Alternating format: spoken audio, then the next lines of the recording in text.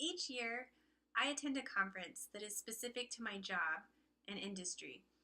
It's usually 3 days of inspiring speakers discussing new and innovative projects, networking, and it's a chance to get away from the daily desk environment.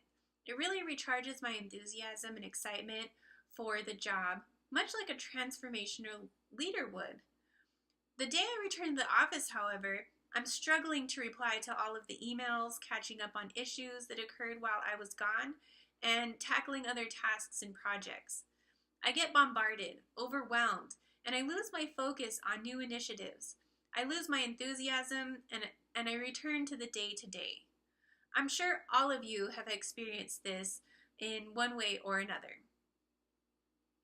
My name is Cassandra Davisson, and today I'm going to present the communication concept, continuing the conversation. It's from chapter 11 from The Secret Language of Leadership, How Leaders Inspire Action Through Narrative by Stephen Dennings. I'm going to start this presentation with a short review of what the book has offered up to chapter 11. And then I'll discuss what Dennings says about continuing the conversation. And I'll then offer 10 examples of how your organization can facilitate opportunities for continuing the conversation. Leading up to chapter 11, we begin to understand how leadership relies on good communication. In order for one to become a transformational leader, Dennings offers the steps towards inspiring change in others. And these steps include getting attention, stimulating desire, reinforcing with reason, and continuing the conversation.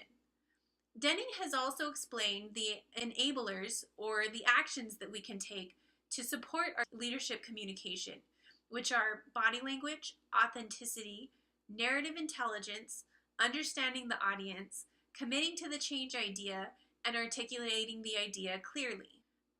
I think that continuing the conversation after all the groundwork has been laid is a very important and challenging part of the communication concepts. I personally think that I have a pretty open mind and I'm easygoing in nature. And even though I'm a little bit skeptical at times, I will give new ideas a chance. I can be inspired and I can be moved to create something new and beneficial in my workplace. But what often happens is the minute I come back to the office, I'm overwhelmed with other responsibilities and interruptions of the job, and the motivation gets put on the back burner sometimes. So like many others, I'm susceptible to sliding back to the status quo. Dennings talks about 3 challenges we face when continuing the conversation. 1, there's a tendency towards entropy, which means it's moving from order to disorder. And Dennings warns that as challenges, blockages, setbacks, things of that nature occur, it's easy to lose focus. And he recommends that the team works together to maintain that energy and enthusiasm.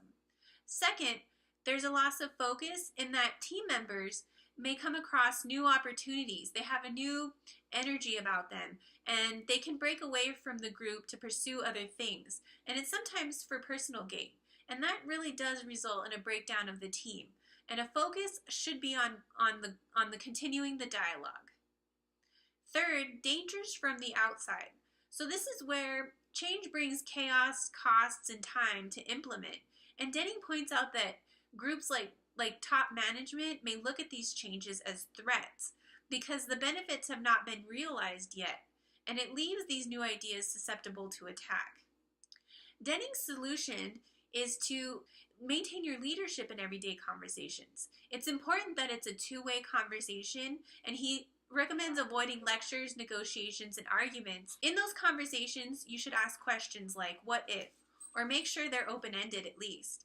You can level with people, just being honest and letting them know what you stand for and what you think.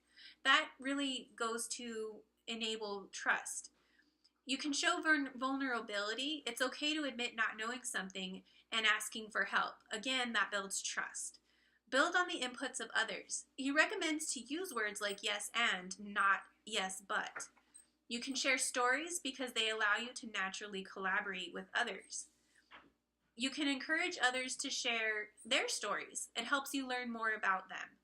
You can have participants or team members tell other people's stories, and that allows them to gain a new perspective and a new understanding for each other.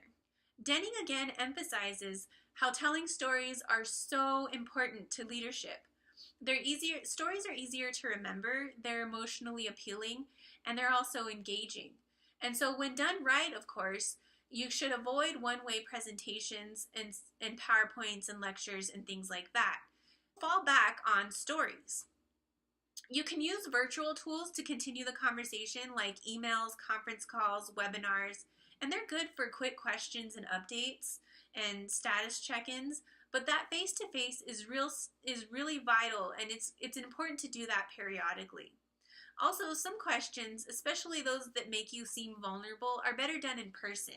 And I also think tone gets lost in emails or other virtual conversations, and so your points can be misinterpreted. Trust is basically easier to build in person. Denning gives us these pointers, but what specifically can we do in our own situations to maintain the lines of communication or to continue the conversation? And that's where together I would like to explore ideas and ways to continue the conversation. We can create situations as leaders where it's easier for our team members to get together, and we can create these things that literally force us from our workstations and makes us talk to each other. So I began to research what other companies do, and things popped up like team building exercises and other group activities. You know, the sort of things that Google and tech companies are often known for implementing. But I noticed not all activities had to be off the wall or overly grand to work. I could easily think of 10 things that my organization does that brings the team together. And I've participated in all of those exercises, and yes, I did talk to the teammates about work-related struggles. And later on, we ended up overcoming those together. If it weren't for those opportunities to talk to each other and continue the conversation, we probably could have struggled a lot more, or maybe even not solved the problem at all. So here's some ideas and things that we do in our office. We started a yoga group where we just ran YouTube videos in the boardroom on Wednesday nights, and people were free to join. 2, we have an annual employee appreciation luncheon and award ceremony with food, prizes, photo booth, and casual dress. 3rd, we have Friday morning breakfast potluck, and people are free to bring what they like, and we each share the dishes, and it's a good way to have people come together to the table and break bread together. 4, we have a monthly birthday celebration where it's $10 per person for the plate, and people with birthdays don't have to pay. And again, it's just a way to break away and have lunch together and open those lines of communication. We also have a bi-monthly newsletter where employees share personal accomplishments or projects that they're working on. 6, we started a team competition activity, and this one's a little bit extravagant, but we started a plane pole competition event, and we actually teamed up with a local charity. So we get that sense of accomplishment of doing something worthwhile that Denning also talked about in the book. But you can also think of some sort of team competition in your workplace that would help improve the lines of communication in this way. 7, provide facility tours for new office employees, which is particularly important for people who work in like accounting and HR who rarely get a chance to leave the desk.